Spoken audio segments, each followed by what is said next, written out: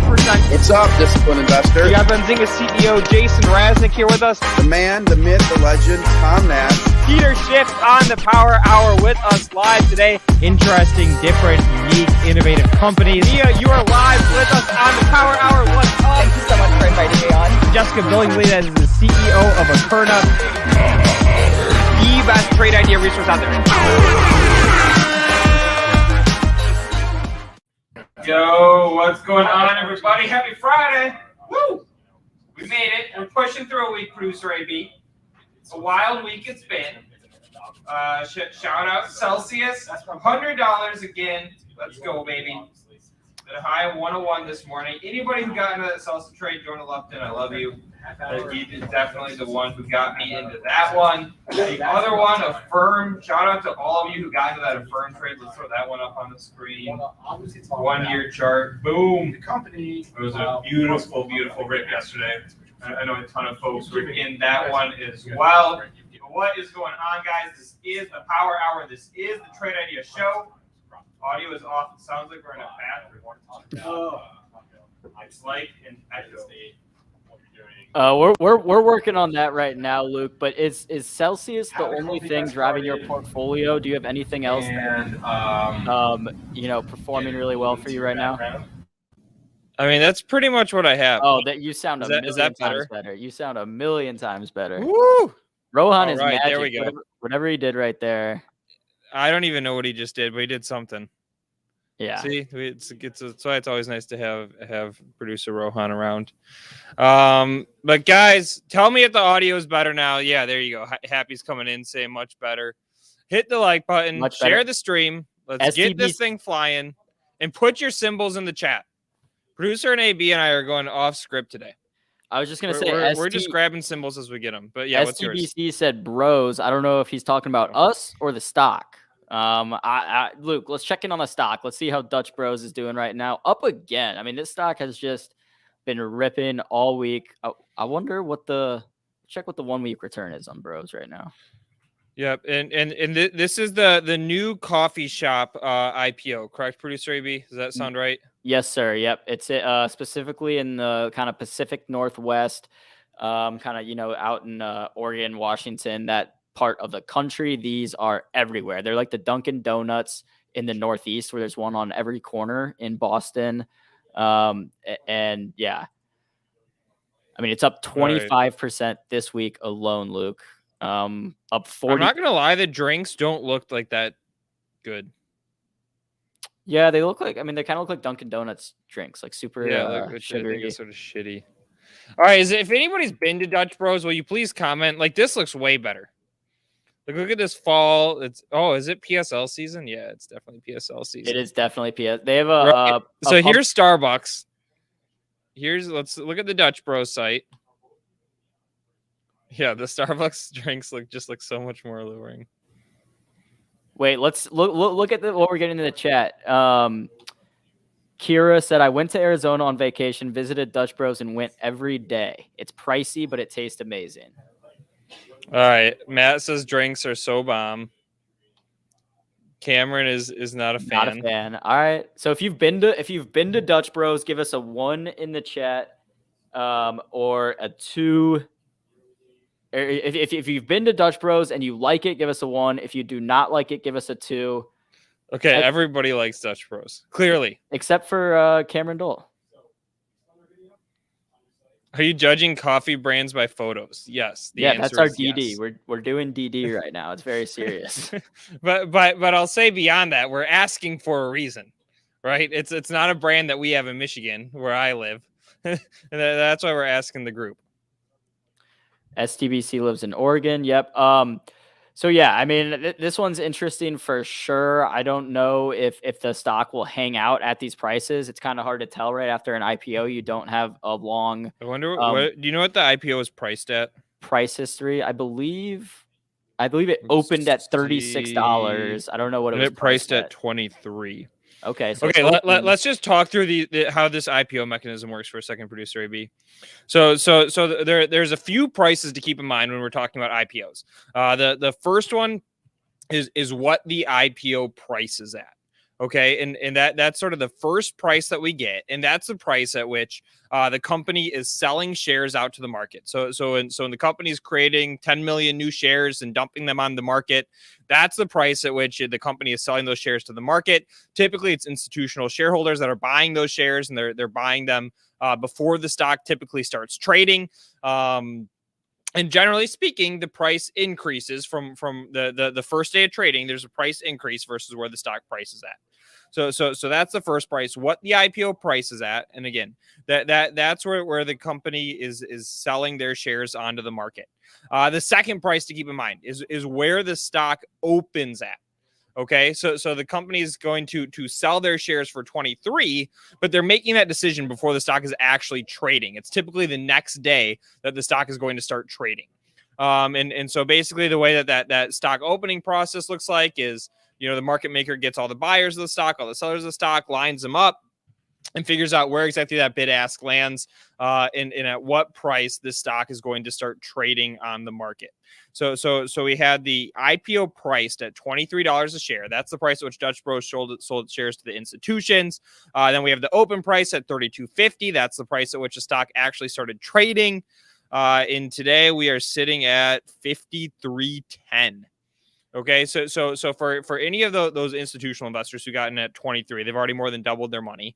For anybody who got in when the stock started trading at 32, you're already up more than 50%. So I mean, it's definitely been a hell of a run for the short lifespan as a public company. Yeah, I mean, look, I think anytime you have an IPO and you're trading it right after, it's one of those things that you have to keep an eye on in your portfolio. Because the IPOs tend to trade pretty volatile after, in the months after. So if I have Dutch Bros in my portfolio right now, Luke, I'm not selling it, but I'm going to be watching it like a hawk. Yep. They're asking for a tighter shot. Yeah. We need a close up on Luke. There we go. All right. Yeah, we're just going to do it like this. Okay. All right. Let's grab first ticker out of the chat, producer AB. I wanted to say I saw Marin earlier. It came in earlier, MRIN. And Luke, this is one. I can share my screen. I can show my portfolio. I bought this stock yesterday. I'm up 20% on it. Let me find this comment. Is a 1-year chart, daily candles that we're looking at right now, guys. Should I zoom it in, producer AB? Rich Kaiser. Yeah, let's get it. These are daily candles. Daily candles. What do you want? Here's 5 days, 10-minute candles. How's that? No, I want the dailies, but I want it zoomed in on the last, say, month or so. All right, here are daily candles, and you got about a month on there. Beautiful. Yeah, I mean, it wasn't. So yesterday, I was looking at the chart, and the chart did look good to me. Like it obviously had, it hadn't quite jumped up yet. So right now on the trade, it had jumped up, not as much it is right now though. And on the trade, I'm up. Let me check in my portfolio. Up 19%, Luke, overnight, up 20% overnight, not an options trade, just bought the stock, and it happens to be up 20% today. So let me know in the chat. Is it time to sell? And so what does the company do? Do you know? Yeah, they do. It's kind of a SaaS company, and they renewed a contract with Google.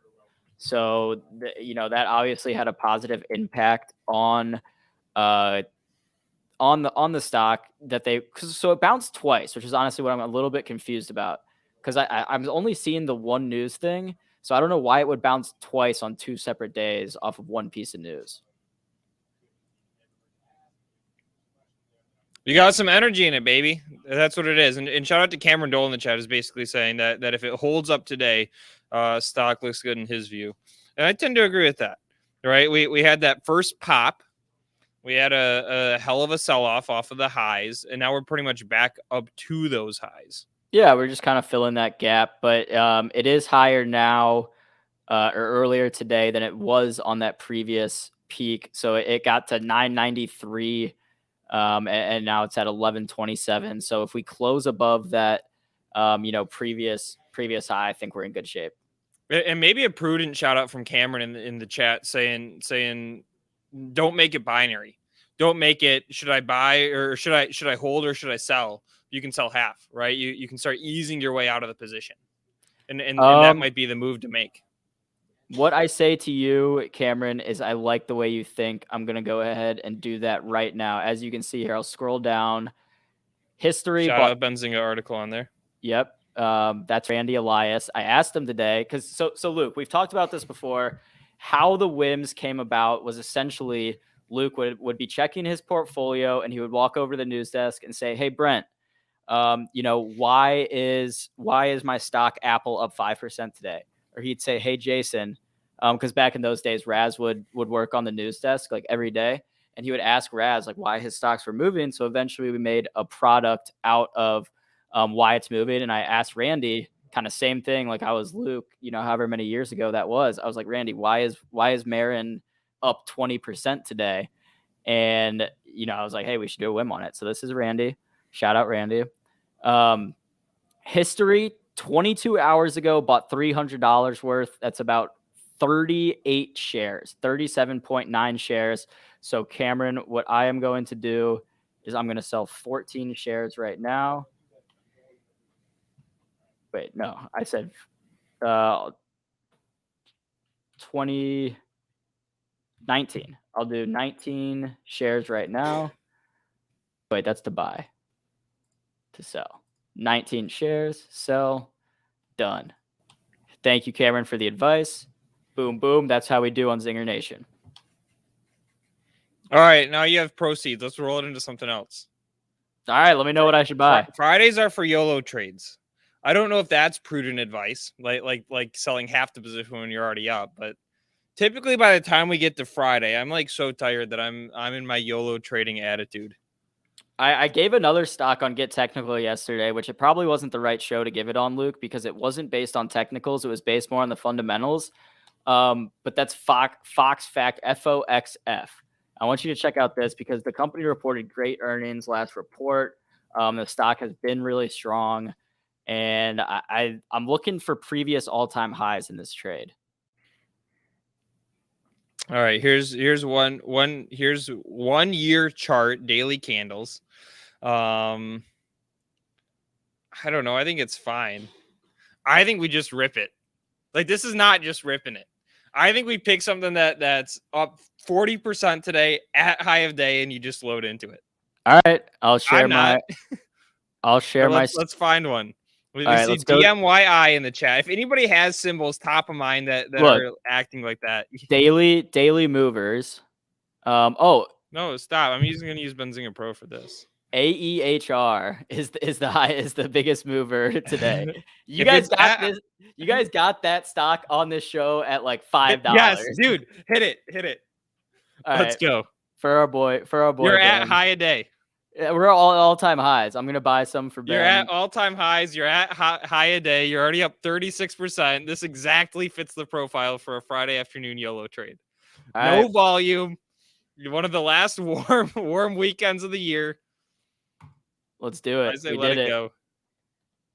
History 5 seconds ago, $200, 12.5 shares of AHR. Shout out Ben of Story Trading. Nice. Yeah. That 12.5 is weird. That would screw with me, I think. I never bought a fractional share before. Isn't that weird? Ever? Never. Oh, I just they didn't have it right when I started. It's like a new thing. I just always buy 2 or 3 years. In dollar amounts. Oh my God, look. We're already up. Oh, we were up. I don't reinvest dividends, bro. Half a percent. I use it to pay down margin loans. Spencer Israel said dividends for fractional shares. I told him I don't reinvest those dividends. I use it to pay down my margin loans. Slowly, work it down. Yeah. But all right, producer AB, we have a very special in-office guest today, don't we? Yes, sir, Luke. Let's get to it. Before we do, I have a quick little ad for our swag that I want to play. We need to send some more t-shirts out to the community. So if you want to get the swag, I'll give you guys a little preview and I'll drop that link in the chat.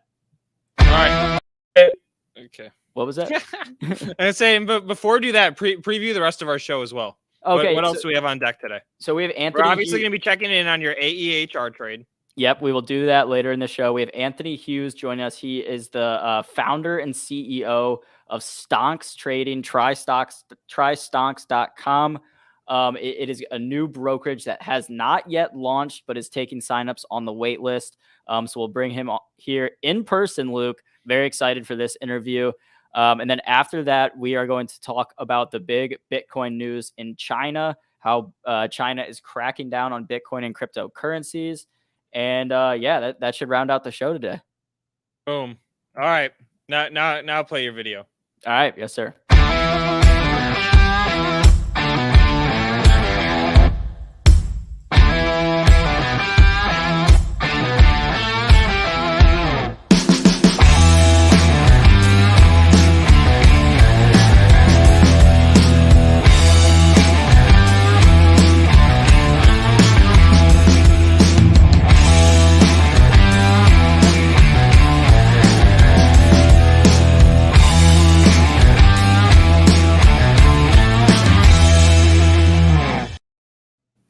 Back.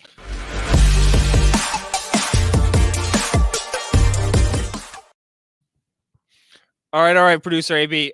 Give me a thumbs up if the audio sounds okay. We're trying something new. You guys Can't hear you. Okay, but we got the thumbs up. All right, we have, for the first time in quite a while, maybe almost a year at this point, an in-office guest. So Anthony, you came all the way out here from Iowa to visit us, or maybe you're some other reason you're in town, but regardless, you are here in Detroit, Michigan. How are you doing today, man?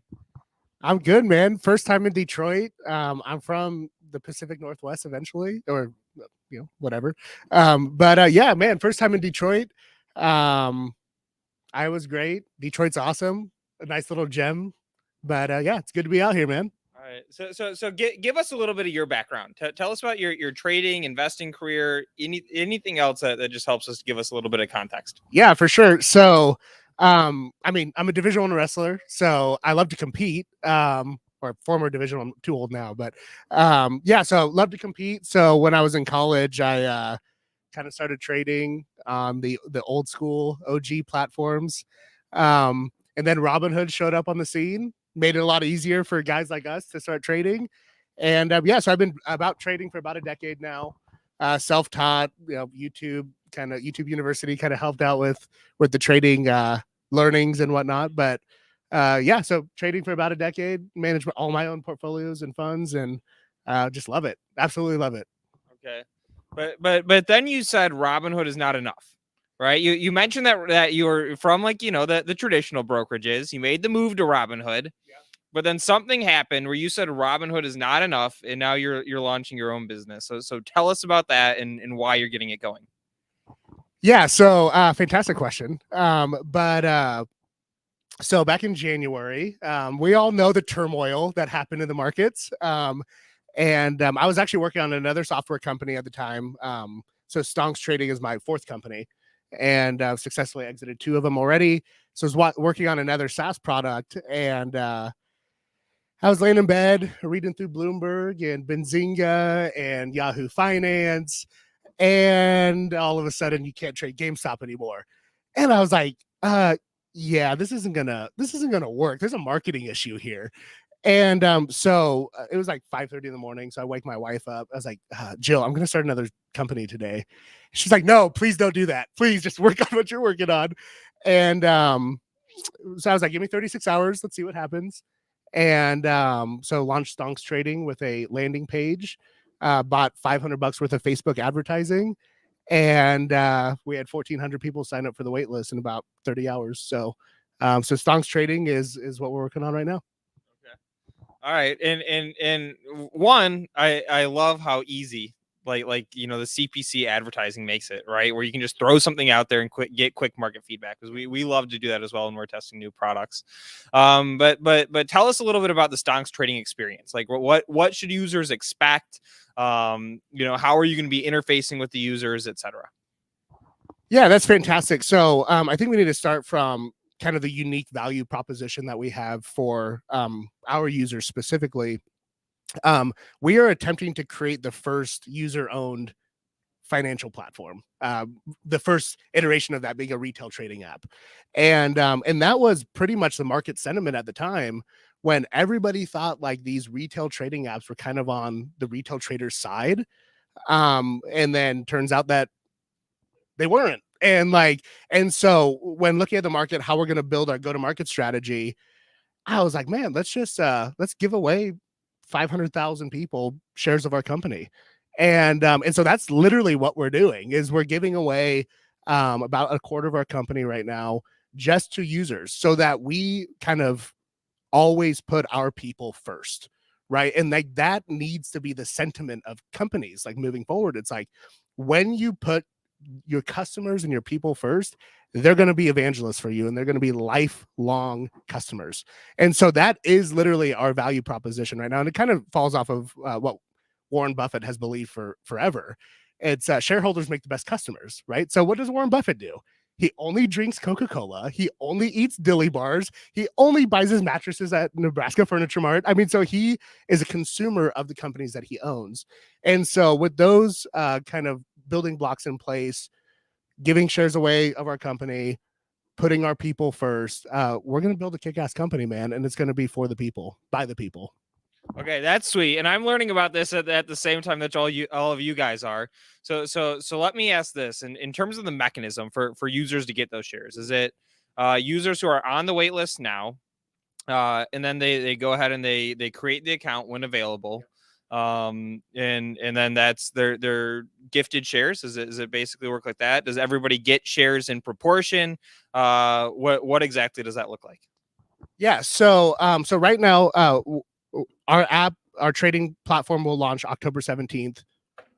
Knock on wood. That's what the engineers told me this week. So in about a month, in 3.5 weeks, 3.5 weeks. Come on now. So we're gonna beta launch in about 3 weeks. And so right now you go to trystonks.com. There's a button that says join waitlist, get 5 free shares, throw it up. Trystonks.com.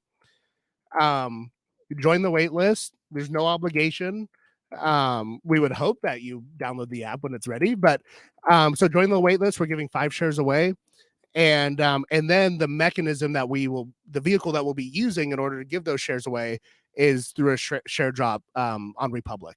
So we're partnering with Republic to be able to administer those shares, and so just join the wait list and then eventually download the app. You'll get shares, yeah, man, like that is literally what I'm dedicated to right now, is building a good app and giving the shares away. So okay, and our users I know are going to be curious about the back end, right? Like who are you clearing through? Who's custodying the assets? Can you talk us through that side of it? Yeah, so we're a tech company, right? We're not a broker dealer, and so when I launched the company back in February, for one, I didn't even realize how much how much you needed to like be in compliance with regulations to start a trading company. Because I was a SaaS guy, not a fintech guy. And so it's like, oh man, like there's a lot of stuff to do. So we are kind of using the neobank model to where a fintech company can essentially launch a bank account and be sponsored by Bancorp or BBVA or something like that. And so our sponsoring broker dealer is Alpaca Markets, and they're a San Francisco based API broker dealer. And yep, you guys know them. Yep, you guys know them well.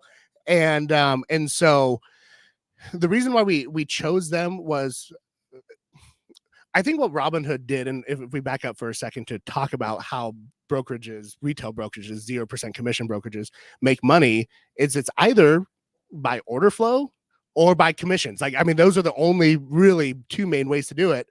And so that was a big thing for me, was when partnering with Alpaca, I needed to know exactly how they cleared, right? And so instead of selling it to the same clearing firm like Citadel or something like that, hope that doesn't get us in trouble by saying that, but like they go by best bid only, and they have about 7 different clearing houses that they go through. And so it's truly it goes with our ethos of, trying to put the user and the customer first. But then eventually on our roadmap, we do have some aspirations to go broker dealer as well. So, but that's further down the line. Yes. That's the boring part. The fun part is the tech side, right? Building the application, figuring out what data to put in there, what the interface is going to be like. Yeah, so leave that to Alpaca. And huge shout out to Alpaca. If you guys don't know them, they just had some news. They raised a pretty big round. I don't remember. It was like 75 million or something. Yeah. So they just raised a big round. And I remember this must have been probably 3 years ago, visiting their offices in is it Palo Alto? It was somewhere out there. Yep. And there was like 4 people there, like total. You know, it was like 2 co-founders and 2 software engineers. And I'm like, it's ambitious what they're going after, but you know, hey, that's best of luck, and they're doing it. So they're crushing it. They have a huge team now. Yeah. Okay. Yeah. All right. So that's the business. What about the stocks? Do you have favorite stocks on your radar right now? This is the Trade Idea Show, so you have to give us at least one. No one judge me for this, okay? But I just bought the massive dip on Virgin Galactic. So I'm I bought the dip let's see, about 3 weeks ago now, 4 weeks ago, and that nice dip. Yep. So bought it. I think it touched like 22 or something like that. Bought it. So I'm not I am a YOLO guy just because I have to be. Stonks trading, baby, like diamond hands to the moon. But I like Virgin Galactic kind of long term. I love the billionaire space race right now. I think there's a lot of momentum. But I'm also I also do buy rights on everything I do. So I'll do covered calls. I'll sell puts to reduce my cost basis. And so that's what I'm doing on Virgin Galactic because buy the stock and sell puts. Oh yeah. You get super long. Yeah, I'll get long. I'll get long. Yeah, which I love the selling the puts because it at least reduces my cost basis while I'm waiting. But I'll go like 10% under, like, you know, and if I get assigned on it, that's fine. And then we'll hit it again. I'll dollar cost average like until it finally turns around and hits reversal. Okay. All right. I like it. What about GameStop? You long it still or no? I got long again for the first time in months. Was it? I don't know if anybody in the chat remembers, but it was 1 or 2 weeks ago. I had been out of it for a while. I think I had the best GameStop trade of anybody. God, our GameStop story was crazy. So we had, when Andrew left, remember when he came out against the stock? Yep. It was like $40. Yep. He broke that news on this show. Nice. Like where this show that we're doing right now, that's where he broke the news. Yes. Nice. And I saw so much energy flowing into like the chat that I'm like, okay, this is special. And that's what triggered me to buy the stock in the 40s. Yes. Did I paper hands it? Yes. But my sale price was $420.69. You're not gonna get better than that. at like 6:15 in the morning. No way you're getting better than that. Like I checked my brokerage app pre-market, like when I got up, like, you know, like 5:30 or something like that. I saw it was close. Yeah. Threw that limit on there, got in the shower. By the time I was out of the shower, filled it, 420.69. I'm like, it was meant to be. But I'm long again. As of a couple weeks ago, I'm back in the name. Where are you at with it? And the chat hates that I'm in this stock too. They think it's all dead money. Well, I can't comment on the dead money part because I own a diamond hands company. But yeah, I'm not in GameStop. I got out quite a bit ago. I'm still in AMC. I hit AMC at like $8, $9, and I'm still riding that. So the momentum trades are, I don't even think you call it momentum trades anymore with just how many retail investors are behind these. But I learned my lesson with Doge. So I had Doge for like 6 months. I bought it at 0.005 cents. There's 0.5 of 1 penny. And I held it, and it was like, Doge is just not moving. And so I was like, I'm done. I'm out of it. I sold it January 21st of this year. Elon Musk tweeted like 47 seconds later, and it's been on a tear ever since. So I did learn my lesson with not sticking in with the memes. But once I hit 100%, I'm out. I got to rotate to something else personally. But don't tell that many people about it. So. All right, and let's ask this one too, guys. Let's get Anthony some help here. Put in the chat what is most important for you with the brokerage app. right? So he's building this thing actively right now. Like this idea is coming from somebody in the chat said, please give us, it was Rich Geyser said, please give us a little bit more charting power. But guys, drop in the chat what is really important for you for your brokerage product. And you know, if we're all shareholders, maybe we band together, we start voting on these things, and there we go. So back to the charting power.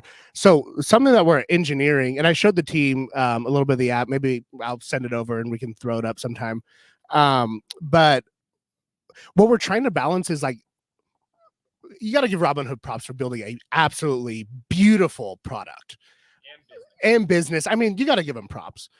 But from a chart, from a charting perspective, it's like there's not that much. And then Webull rolls out, and they give a lot of charting, but it's hard to use, and it feels like TradingView, right? And so what we're trying to do is like take the design flawlessness of Robinhood with overlaid charting. So we're going to have MACD and Bollinger Bands and everything, but we're reducing the amount of functionality you can actually do with the chart itself. And that kind of balance allows us to give more technical indicators without making it impossible to use. And then secondly, kind of our roadmap. You mind if I tell a little bit about the roadmap? So we're going to launch the trading app here in 3 weeks, hopefully. But on the roadmap, we're actually launching a neobank as well. So we are partnering with Bancorp to offer checking accounts, savings accounts, debit cards, credit cards, personal loans. I mean, like the whole gambit. And then Q1, Q2-ish of next year, we'll throw in portfolio management so people can manage their HSAs, 401ks, IRAs in the platform as well. And we really want to build a super app for the retail money manager themselves, right? And that's kind of what we're calling ourselves now. Is like, we're retail money managers. Like, we're managing our own portfolio. We do it the best. I don't have to pay somebody a percentage.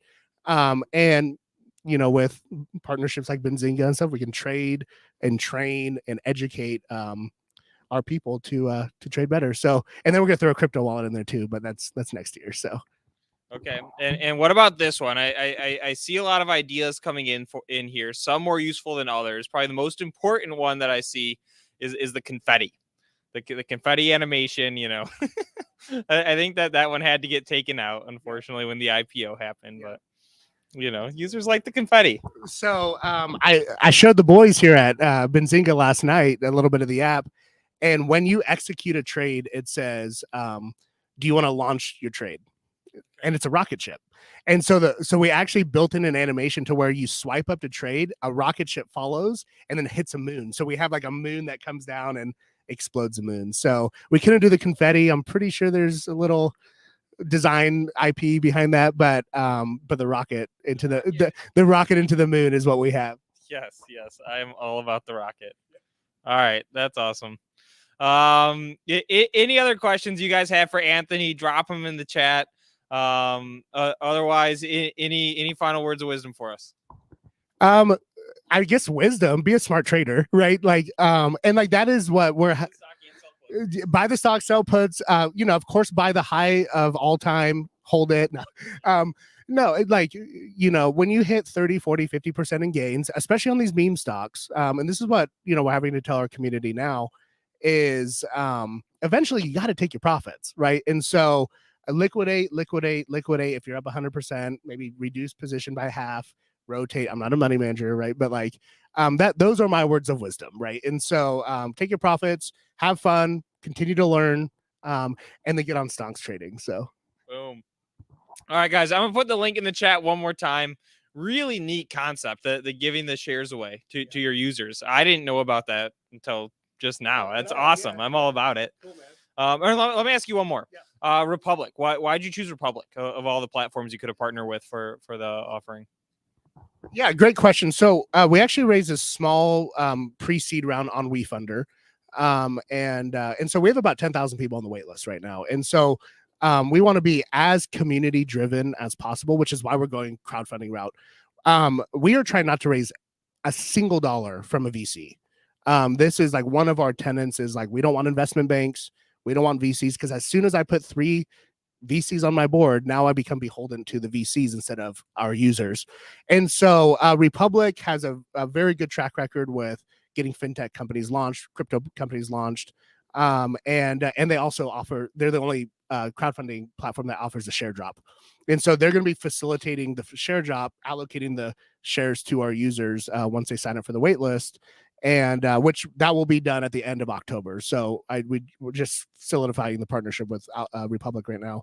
But yeah, so like they're able to facilitate that share drop for us, which is why we essentially went with them. Cool. All right, that's awesome, man. Appreciate you stopping by. Appreciate you hopping on with us, and the crowd, the chatters out there. ZingerNation is definitely a fan of the concept. Cool. All right, guys. All righty, sir. Yeah. Appreciate you. Yeah, thanks. See you guys. That was Anthony Hughes of Stonks Trading. The link is in the chat. Please go check out the website and sign up if you have not already. Let's take a quick peek into my portfolio. We'll see how those trades are doing. Check in on AHR as well as Marin. Let's see. So, Luke, I'm down about 1.5% in Marin right now, or Okay. not Marin, AHR. Not worried about it. As Ben from Story Trading Man, said, Rohan cannot get the camera height right today. I mean, Jesus.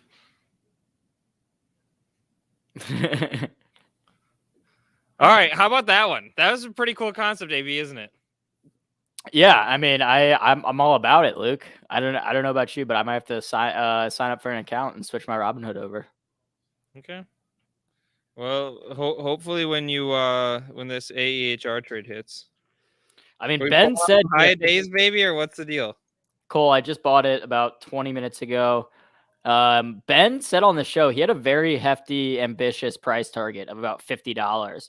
So honestly, if this goes down a couple bucks, Luke, and I'm down, No, say it's 10, a swing trade. Do not let your swing trades turn into long-term investments, especially since I peer pressured you into making it. I will feel accountable.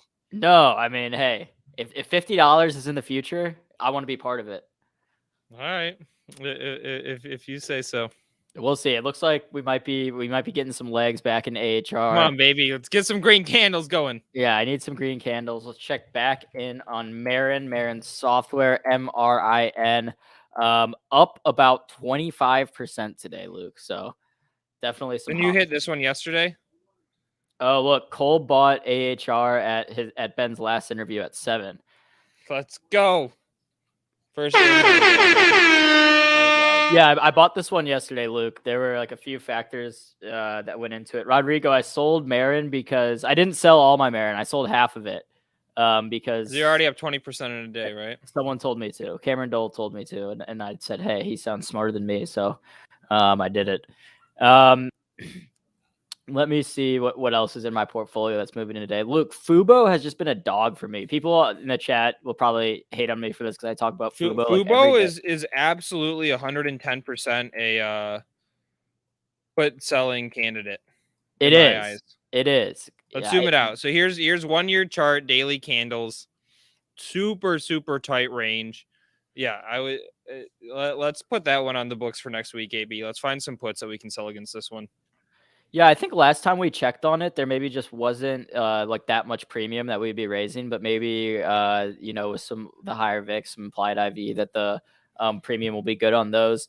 I mean, I'm not out of this trade yet, but it's just been doing nothing for me. I mean, it's like Anthony was talking about with Dogecoin. He said it was just range bound for so long that he got bored of the trade, sold, and then as soon as he did it spiked. All right, we can't see what stock this is, but let me guess. So it's at 1147. Give me an industry. Wait, what are we looking for? You have the stock. Sorry. Oh, no, I just wasn't paying attention. Skills. We couldn't see the name of it, so I was gonna guess. I was asking for the industry, but I don't know if I would have gotten that one. All right. What about the crypto market today, AB? What's going on, man? So China, as has been typical China fashion for the past, few months, has been ramping up China's, regulation and involvement in business in general. And so basically right now, China came out and said, oh my God, Alibaba's down to a 145, bro. I know it's holy not good. shit. Anybody in Baba? I got out of my Baba trades. I'm still looking. I might get into some leaps here soon. Dude, if you bought Baba 3 years ago, you're break even. Let's look at how the numbers have changed over that same period of time. They probably increased their revenue by a bunch. So over that same 3 years, they've doubled revenue and the stock is flat. Happy. My average for Fubo is 29.76. So I don't know, dude. I mean, down 13%. I want to know where everybody's at on Baba, dude. All right, Baba. One if you like it, two if you don't. I mean, so we're looking right now. This is a 10-year chart with monthly candles. Okay, so we're zoomed way out. I mean, this thing is ugly. Bottom of range. Does support from 3 years ago matter? Sort of, maybe. Dude, I can't believe Baba's down to 145. I hadn't looked at it in a couple of weeks. I mean, last time I checked, it was still holding on around 200. Dropped another 25% on that. Shout out Juan in the chat. One, you like it. Two, you don't. I see a couple twos popping in there. Yeah. I think I'll get into a Baba trade at about 135, maybe 130. So let's look at these Baba financials for a second. Let's do some quick valuation math. So net income on Baba 45.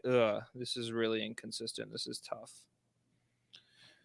If you average these 3 quarters, what do you have? You have 120 divided by 3. So doing $40 million of profit a quarter, roughly.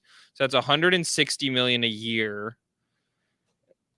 Or I'm sorry, $160 billion a year. Yeah. The market cap is $400 million AB.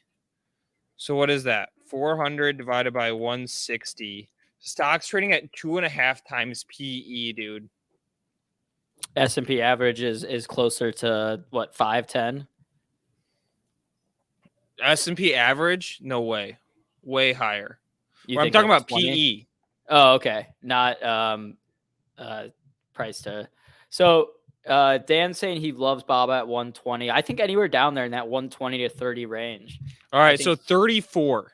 That's the average for the S&P 500 is 35 basically.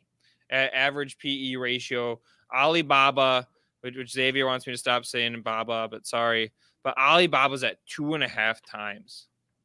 All right, yeah, that just shows the market sentiment on this one. I think as soon as we see institutions willing to come in and take on the potential risk for how crazy undervalued it is right now. But let's think about what that risk is. Like, what's the biggest risk? The biggest risk is it gets privatized, right? And everybody is SOL. That's the biggest risk. Is that realistic? I don't know. The market seems like it's pricing in some of that risk. What other risks could there be? Like, could there be regulation that hurts their ability to do sales? Maybe. I mean, I'm in the boat that I think China long term will be doing. You know what? The CEO.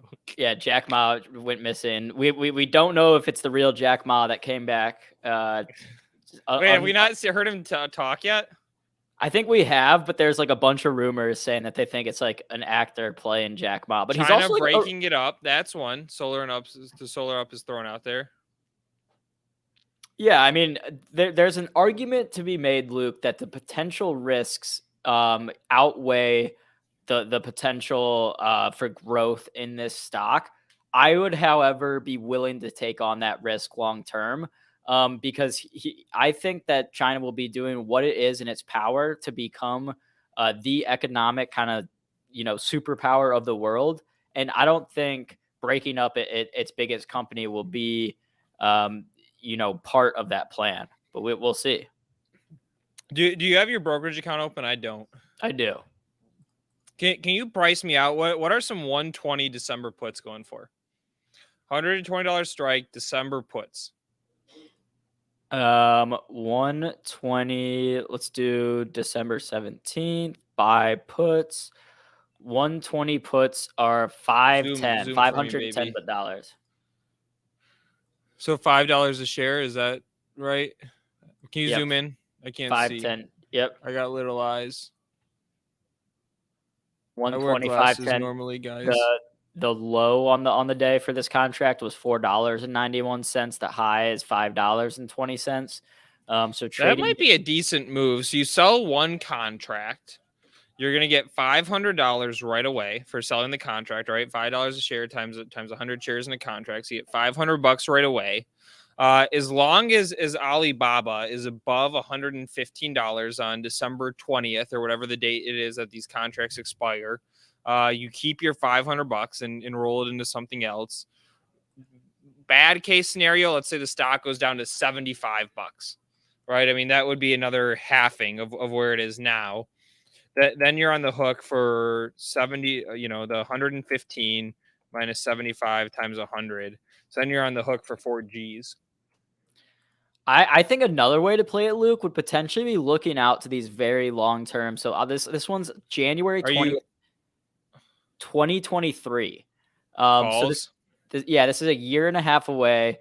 Maybe like something like $180 strike price. Or you could even go further. I mean, look, I can sort of get behind that. Okay, so let's think about this one.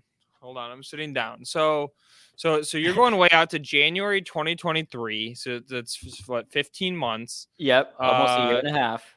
You go back to $18. What was that? 180 strike. 180 strike is about it'd be about $2,000 to pick up this contract. But I mean, Luke, I would be so shocked if in a year from now Baba isn't back up to say $200 or so. Yeah, so you're paying $2,000 today. If the stock got back up to 250, then you make $7,000 off of your 2. That's not horrible. No, I mean, we'll take that. We'll take 300%, 200% any day of the week. I think it's a long time, right? So you're way out. It's not a 200% trade in a month. The one benefit to doing a trade like this compared to selling the puts is exactly how much you could potentially lose in the 1890. I mean, if for whatever reason Baba just tanked and got below that $115 price, you would have to buy 100 shares at one to buy yourself out. And for someone like me that has a smaller portfolio this way, I know exactly how much I would potentially be on the hook for. And I would only do this if I was willing to take on, about $1,900 worth of risk for a potentially, very profitable trade. And think about too, how could you hedge it a little bit? Right. So you could buy those calls. That's risky too. I was going to say, and you could also do like short something like a JD.com. Yeah, but I think that's less volatile is why I'm using that one. Another Chinese name, less volatility. I wouldn't short something like JD.com just because I think it's also gotten beaten down. So I feel like if we have news that's good for Baba and Baba's moving up, that JD will probably as well. Yeah, I'm thinking about it like as a hedge. And I'm using the JD.com because, again, it's another Chinese tech giant, but less volatile. Oh, I see what you're saying. So that if there is more and more bad news, then JD goes down and we're at least making some money off that while our Baba call is getting smacked. Yeah, and I like STBC's recommendation. So rather than buying the calls AB and shelling out that $1,900, you could burn the money and be warm for about a minute. Yeah, I mean that does provide some value. It's decent. I get behind that. I think there are other, if you're not that risk averse, there are other opportunities out there that will be not as risky. But at the end of the day, some of the more risky trades do end up paying off in the long term. I'm not saying I'm going out and buying Baba here, but like I said earlier, if it gets down to the $120, $130 range, I'll be looking at contracts again. Okay, and Hex is throwing out another suggestion. This one this trade idea I think is a little bit better than the STBC one. Use that $1,900. Don't buy the Baba calls and buy tacos.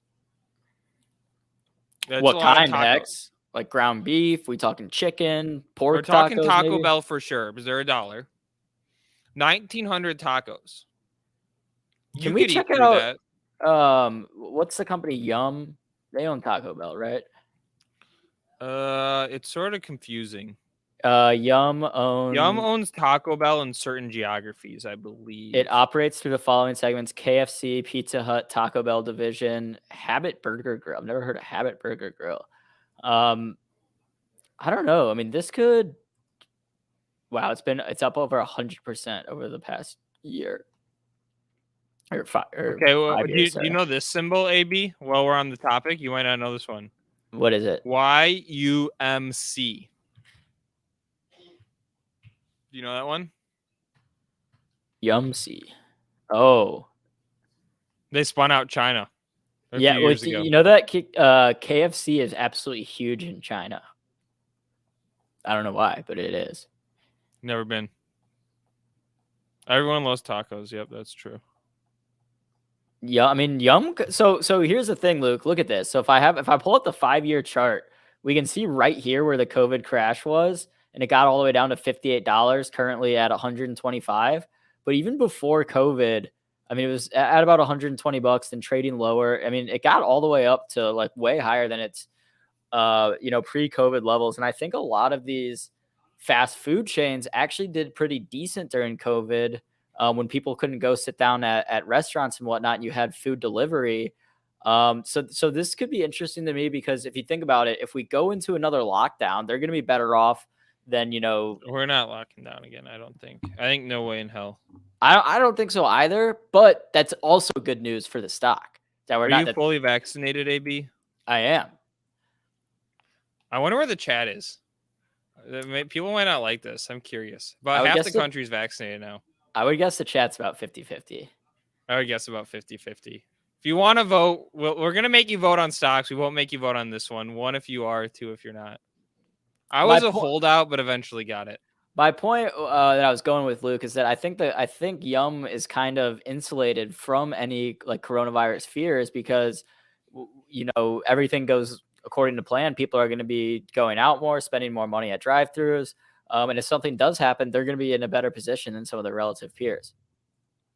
Wow, the chat is exactly 50-50. It's born to be free, said too, but I have COVID. Born, I hope everything's okay. In the comment right before that is 1, but very anti-mandate. Yeah, that's kind of where I stand too. I think it's very silly. Any mandate. I think obviously companies have a right to do like set any regulations. That's my thing, dude. I'm tired, but I'm also, in addition to being tired, I'm all about private enterprise.